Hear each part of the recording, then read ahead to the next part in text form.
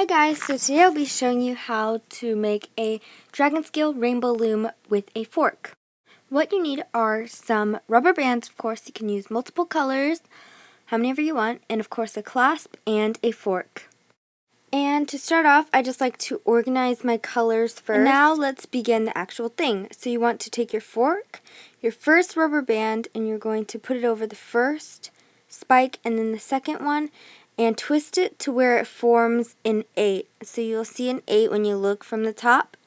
And then you want to take that same color, your second rubber band, and do the same thing. So that's kind of what it should look like from the back and the front. Okay, so it's pretty simple looking. Now you want to take the two middle ones and you want to stretch them out and pull them. Okay, now we can start on our third rubber band. Put that in the middle and take the bottom two that's below it and pull it up and over it. So you want it up and over, and then you're going to stretch it out so that it's nice and tight. And that's what the back should start looking like. Okay, so now we're on to our next step.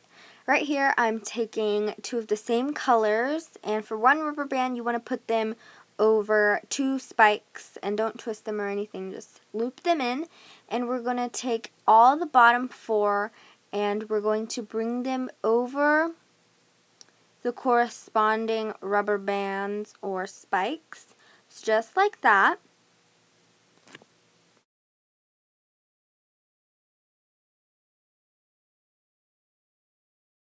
Right here, I'm just going back to the step where you add one rubber band in the middle, and you're going to start alternating between adding one rubber band and then two rubber bands, one rubber band, two rubber bands, and so on.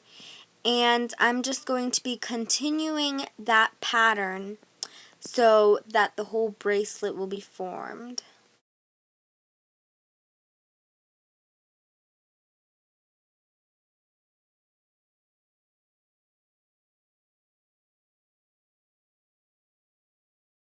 If you do already understand the process of making the design, the Dragon Scale design, you can probably skip ahead a little bit to the end where I am putting the clasp on.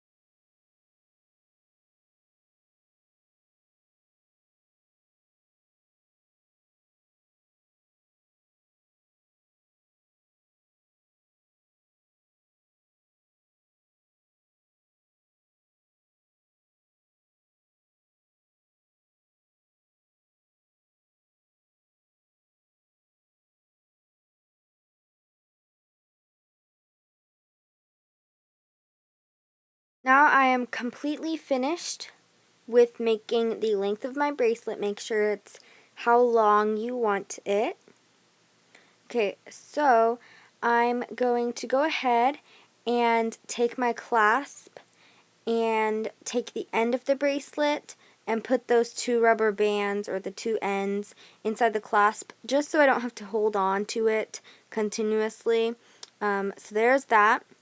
And now we're going to take the side with the fork on the end, and you're going to take the 4 rubber bands and you're going to loop them in the clasp. This isn't really that easy of a process, but you just kind of have to take a little time and try to fit them all into there.